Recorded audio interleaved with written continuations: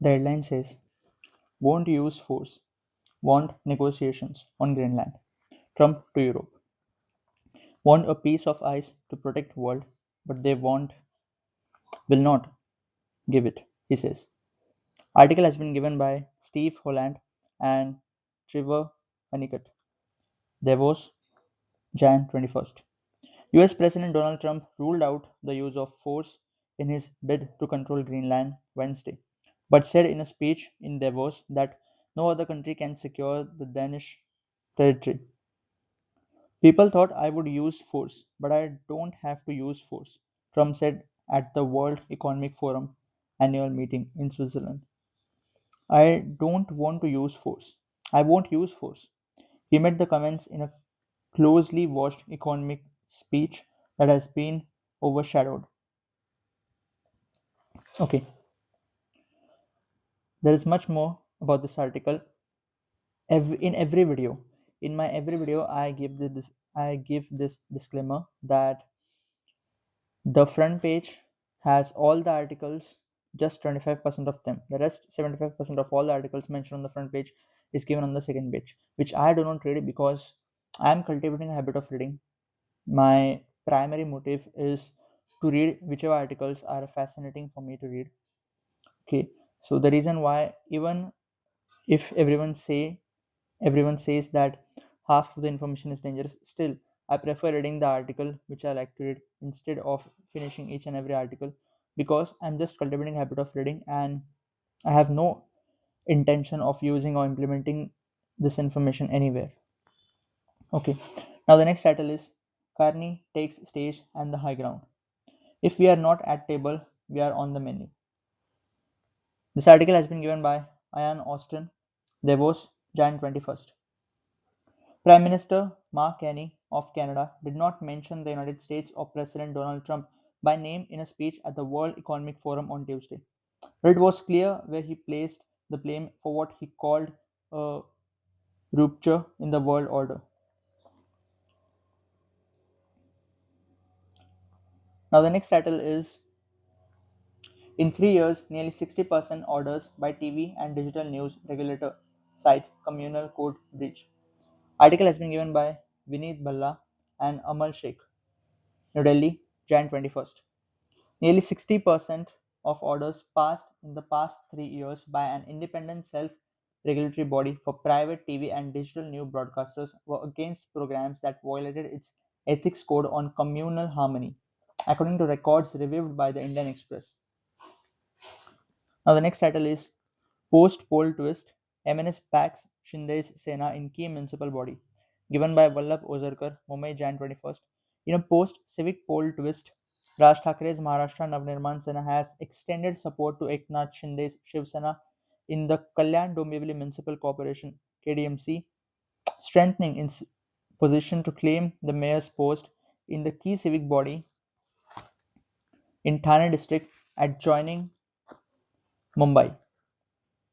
The move, which appears to be aimed at keeping the BJP out of power in Kalyan Dombivli, comes days after MNS contested the civic elections against the ruling Mahayuti, including Shiv Sena.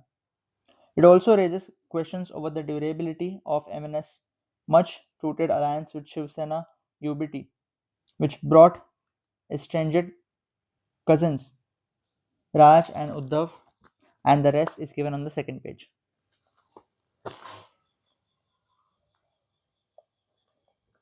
There's an explained section in this article, BMC tussle and its ripple effect. The power tussle between allies BJP and Shinde Sena in Maharashtra is now centered around three key municipal corporations. In Mumbai, BMC, Thane Eknath Shinde's home turf, and Kalyan Dombivli KDMC, the BJP has threatened to sit in opposition in Thane and KDMC to counter Shinde's pressure tactics for the BMC mayor's post. Now, the next title is T20 World Cup Play in India or Scotland. Replaces you, ICC tells Bangladesh. Given by Devendra Pandey, Mumbai, Jan 21st. The International Cricket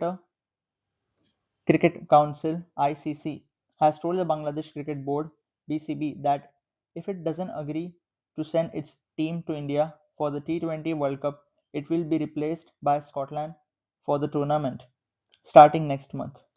The BCB has been told to convey its decision within a day. The decision was taken at an ICC board meeting held via video conference on Wednesday. It's learned that the world body, headed by Chairman Jay Shah, took the opinion of its board on the matter, and apart from Bangladesh and Pakistan, everyone voted in favor of having a replacement team, Scotland. If the BCB doesn't agree to the original itinerary, the rest is given on the second page.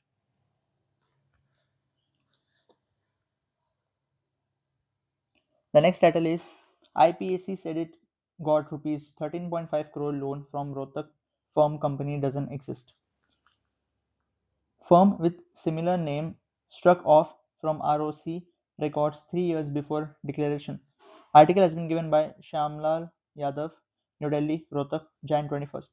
At the eye of a political storm ever since West Bengal Chief Minister Mamata Banerjee interrupted an enforcement directorate search of the director's residence in Kolkata on Jan 8, political consultancy firm Indian Political Action Committee, that is IPAC, IPAC, got an unsecured loan of rupees 13.50 crore in 2021 from a Rohtak based firm which the Indian Express found doesn't exist in official records.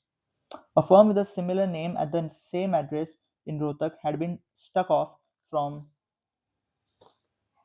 Again, the rest is given. This I know I'm reading incomplete information. I didn't want to do so, but articles are very small on the front page, and half of the front page is filled with advertise advertisement. I guess it's HDFC Mutual Fund. Okay. Okay. Now, now the next news is from the state of Maharashtra. Kalyan Dombivli Municipal Corporation. It's about Kalyan Dombivli Municipal Corporation, and the title is Raju Patil, the MNS leader behind Surprise Alliance. Given by Zishan Sheikh, Mumbai, Jan 21st. The Maharashtra Navnirman Sena decision to support the Eknath Shinde-led Shiv Sena in the Kalyan Dombivli Municipal Corporation has reshaped local power dynamics and sparked debates.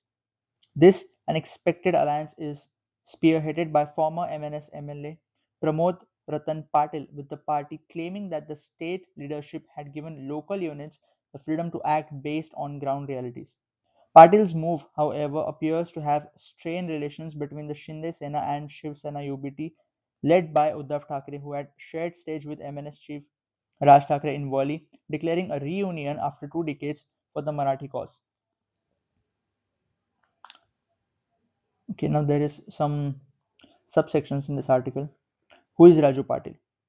Pramod Ratan Patil, 51 years old, or Raju as he is popularly known, hails from Katai village near Dombivli and comes from a politically active family. He is the youngest of four siblings whose father was a union leader. His elder brother Ramesh Patil entered politics, first winning a Zilla Parishad seat in 2007 on a Congress ticket and later becoming an MLA with the MNS in 2009, opening the path for Raju. Raju initially managed the family's cable and pharmaceutical business before entering electoral politics. He won an unopposed Zilla Parishad bypoll in 2009 and joined the MNS, contesting the 2014 assembly elections against Shiv Sena's Shrikant Shinde and drawing over 1.22 lakh in a losing cause. In 2019, following his brother's fallout with the party MNS, Patil won the MLA seat, becoming the lone MNS representative in the state assembly. Now, the next section is political relationships. Patil remained a steadfast loyalist of MNS founder Raj Thackeray even as the party withered dissent and defections. Considered close to Raj Thackeray, he enjoys more freedom than most MNS leaders in managing the party's Kalyan unit. His ties with the Shinde-led Shiv Sena have traditionally been strained. Patil contested elections against Shrikant Shinde and says Shiv Sena leaders often obstructed his work. At the same time, he maintains a cordial relationship with BJP state chief Ravindra Chavan, with both living in the same compound in Dombivli. In the run-up to the municipal corporation elections, the residence of his brother was raided by the Enforcement Directorate, and now the next section is Patil's reasons. Political maneuvering in the Kalyan Dombivli Municipal Corporation intensified recently, with fears of defections and uncertainty over control of key posts and statutory committees. Against this backdrop, five MNS corporators formally extended support to the Shinde-led Shiv Sena. Shiv Sena MP Shrikant Shinde announced that the two parties would now be part of the ruling arrangement in the civic body. Former MNS MLA Raju Patil, who led the negotiations, said the decision was driven by instability in the corporation and concerns over governance. In the Kalyan Dombivli Municipal Corporation, the BJP has 50 corporators and the Shiv Sena Shinde faction has 53. For the past few days, a political game was underway. Number crunching and horse trading had begun, and there was a real possibility of chaos during upcoming committee elections. In such a situation, we supported the Shiv Sena to ensure stability, Patil said. When asked what MNS stood to gain by aligning with the ruling side, Patil emphasized that the party's priority was delivery of civic works. If development work in our wards gets done, now this is said by him in inverted commas, if development work in our wards gets done, that itself is a big gain for us. Now, on whether Raj Thackeray had been informed, Patil said the post poll scenario forced a rethink. We fought the elections as allies, but soon after the results, some cooperators went missing. At that time, we were concerned about cooperators from both the camps. The people of Kalyan Domivli are fed up with the politics of defections, and this decision was taken keeping that in mind, he said. Patil added that he had briefed MNS chief Raj Thackeray on the local arithmetic. When, when we explained the KDMC numbers to Raj Thackeray, he gave us the authority to take decisions at the local level. With just five cooperators, we could not have delivered justice to the people by sitting in opposition. By remaining in power, we can at least act as a check, he said. Patil's decision to ally with the Shiv Sena for now remains inexplicable and has strained relations with the Uddhav Thackeray led Shiv Sena, which is asking MNS to rethink its position. Will not take any stand that helps those who have betrayed Maharashtra. Raj Thackeray is also not such a leader, and therefore our position is clear. The issue of Kalyan Domivli is a matter of serious concern. They are saying that it's a decision taken at the local level. However, if any party leadership adopts a stand that goes against the party's core ideology and principles, the leadership must act. Shiv Sena UBT MP Sanjay Raut said. Okay. Now the next title is SRA provides homes to 97,000 project affected families since 1995 in Mumbai, given by Express News Service Mumbai, Jan 21st. Since its inception in 1995, the Slum Rehabilitation Authority has provided 97,368 homes to project affected persons in Mumbai, official data show. These homes were built as part of slum redevelopment projects under which developers are required to construct additional flats for PAPs based on the density of the slum.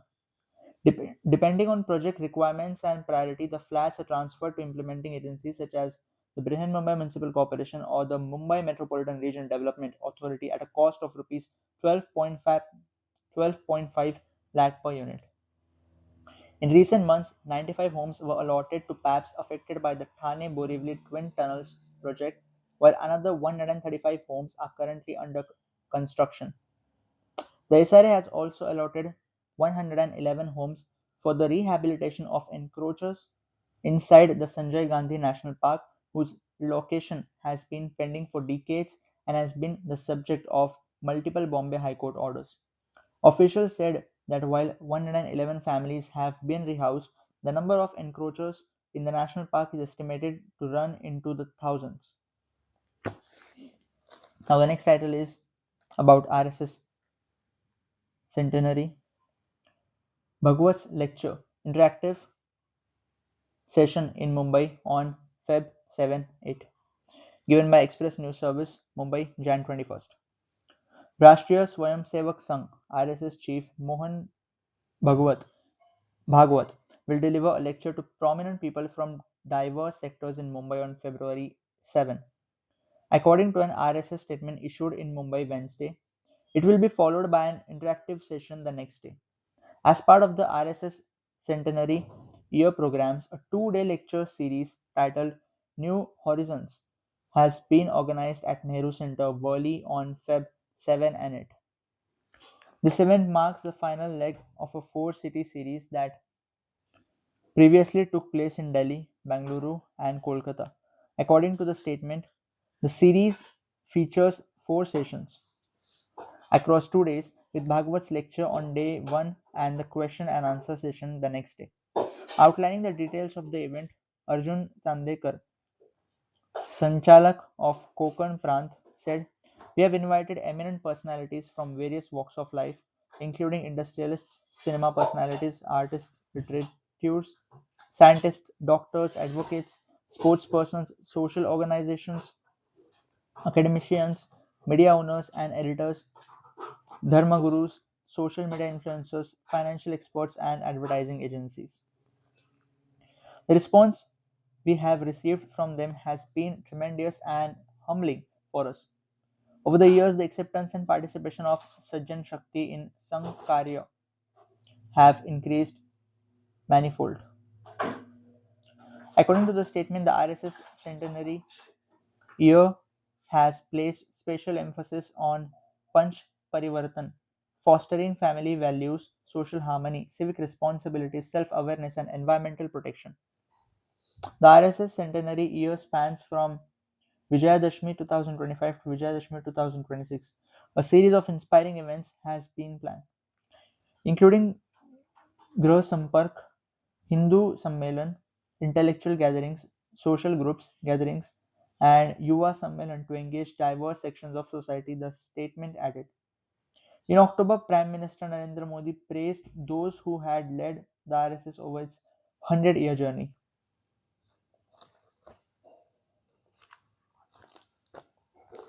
So these were the 3 articles on the first page of the state section. Again, the state section is ahead of the front page in terms of ads, not just 50%, but also 15% more. Okay, the next title is Data Collection Begins to Assess Impact of Retrospective TET Mandate in State, given by Pallavi Smart, Mumbai, Jan 21st. Amid continuing uncertainty over the retrospective implementation of the teachers' eligibility test mandate following a Supreme Court directive, Maharashtra's School Education Department has begun collect, collating data. I guess it's collecting. No, it's collating. Sorry, collating data on in services teachers to assess the potential impact before taking a final decision. The exercise involves categorizing teachers teaching classes first to 8 based on age, year of appointment, TET qualification, status at the time of appointment, as well as those exempted from the TET requirement. According to the state government, the data will help assess the extent of the impact of the Supreme Court ruling. The Directorate of Primary Education has issued a letter directing education officers to submit verified data from all government and aided schools. In the letter, Director of Primary Education Sharad Gosavi, referring to the Supreme Court ruling making TET mandatory, said that information has been sought in 3 separate formats through the education officers at various levels. These formats include age-wise categorization of teachers along with their TET status in relation to their year of appointment, specifically distinguishing between teachers appointed before and after 2011, the year the National Council for Teacher Education introduced TET. Data is being collected separately for teachers handling classes 1st to 5th and classes 6 to 8 under the Directorate of Primary Education. The third format seeks general information on the status of TET implementation in the state, including the total number of teachers, those appointed before and after 2011, teachers who have cleared TET since its introduction, and those exempted from the requirement. As per the Supreme Court ruling, TET is mandatory not only for new appointments but also for in service teachers who have more than 5 years of service remaining. It states that such teachers must clear the TET within 2 years or face compulsory retirement. This has raised concerns over potential job losses and its impact on staffing levels in government run and aided schools. Although TET was introduced nationally in 2011, its implementation in Maharashtra began only in 2013. Teachers appointed prior to this continue to be in service without the qualification. Many argue that their appointments were made under the recruitment norms prevailing at the time and that penalizing them now for not possessing TET would be unjust. Teachers' organizations have warned that the ruling could affect over 1 lakh in service teachers across Maharashtra.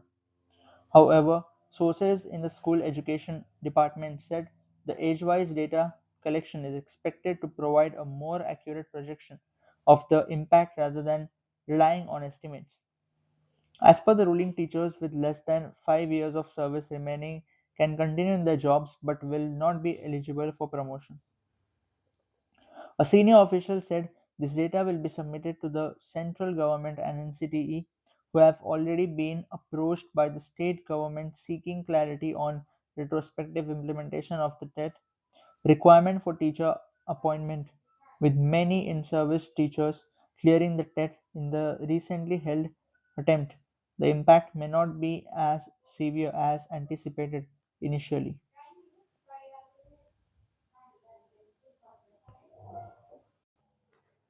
Now, the next title is, and it's from the nation section of the Indian Express. And the next title is Rajasthan approves bill to label some areas as disturbed, given by Hamza Khan, Jaipur, Jan 21st, aiming to address what it believes is demographic imbalance, communal tension, riots, and public unrest in certain areas of Rajasthan.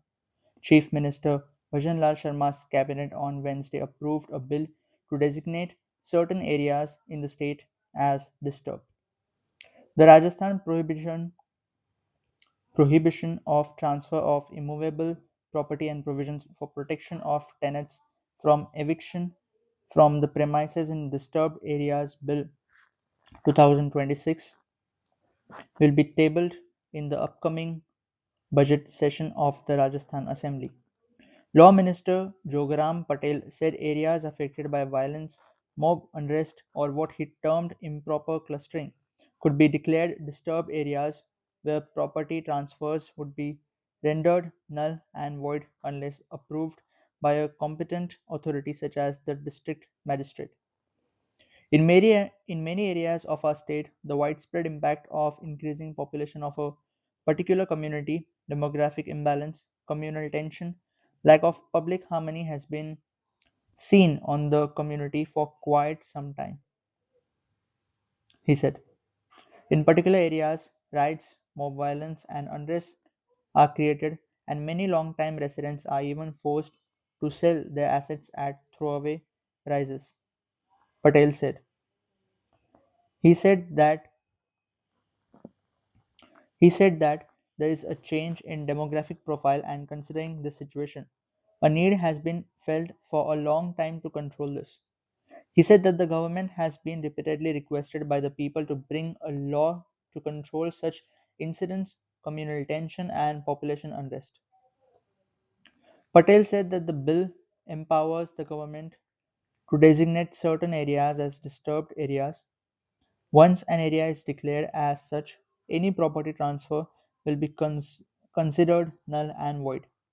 And if someone wishes to transfer, then it can be done through the competent authority, usually a district magistrate. Areas can be declared as disturbed areas for 3 years, which can be extended or reduced as per rules and subject to certain conditions. In case of violations, the bill proposes a 3 to 5 year imprisonment, and the offences would be non bailable and non cognizable. Now, the next title is, and probably the last title is, to review definition of Aravalli Hills, Supreme Court seeks names of experts. Given by Express News Service, New Delhi, Jan 21st. The Supreme Court on Wednesday asked the Centre and the amicus curiae in the Sumotu case concerning the definition of Aravalli Hills to submit names of experts so that a body can be constituted to conduct a comprehensive assessment. On December 29, 2025, a three-judge bench presided by Chief Justice of India Suryakant had directed that its November 20, 2025 judgment, where the Supreme Court had accepted that Aravalli Hill be defined as any landform in Aravalli districts with an elevation of 100 meter or more above its local relief, as recommended by a committee comprising government officials, be kept in abeyance until a high powered panel of domain experts undertakes a comprehensive assessment of the committee's report. Hearing the matter again on Wednesday, a bench also comprising Justices Joymalia Bagchi and Vipul M. Pancholi said the committee shall work under direct control and supervision of this court. It said it wanted domain experts from various fields like environment and forest, among others, to come under one umbrella and examine the issue. Future, it asked the amicus curiae, senior advocate K. Parmeshwar, to place on record a note containing the issues which he has identified. We have impressed upon Parmeshwar and other assisting us that with a view to enabling this court to take a holistic view of different issues, some of which have been tentatively formulated in order dated December 29, 2025, a comprehensive note shall be placed on record along with the proposed questions that will arise for consideration. We have also asked the Additional Solicitor General as well as the amicus to suggest the names of some of eminent environmental scientists, forest experts, including those who are having special expertise in ensuring regulatory compliance so that an expert body can be constituted to look into all aspects and assist the court. The court said in its order, Senior Advocate Kapil Sibal, appearing for an intervener, requested the court to have a preliminary hearing before setting up the committee. During the hearing, Senior Advocate Raju Ramchandran, appearing for some farmers from Rajasthan, submitted that illegal mining was still happening in some parts of the state. He added that even after the court's November 20, 2025 order, there has been some activity in the Aravallis as recently as in Jan. Mining leases have been granted and trees have been cut, so that has to be stopped. The CJI then told Additional Solicitor General K.M. Nataraj, appearing for Rajasthan, to ensure that our directions are meticulously complied. Last but not the least, I left the happening today section of the front page, so I shall end today's video with that. Joint session of legislature begins in Congress ruled Karnataka. The session is set to witness confrontation between the Treasury and the opposition benches over issues including MGNREGA, which was replaced by the center with the VBG-RAM-G Act. After becoming the first player to reach 100, okay, this is the second happening today section, happening today news. After becoming the first player to reach 100 plus match wins at three Grand Slams, Novak Djokovic takes and takes on Italian Francesco Maestrelli in the second round at the Australian Open.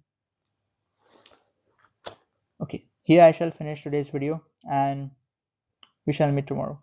Take care. Bye bye.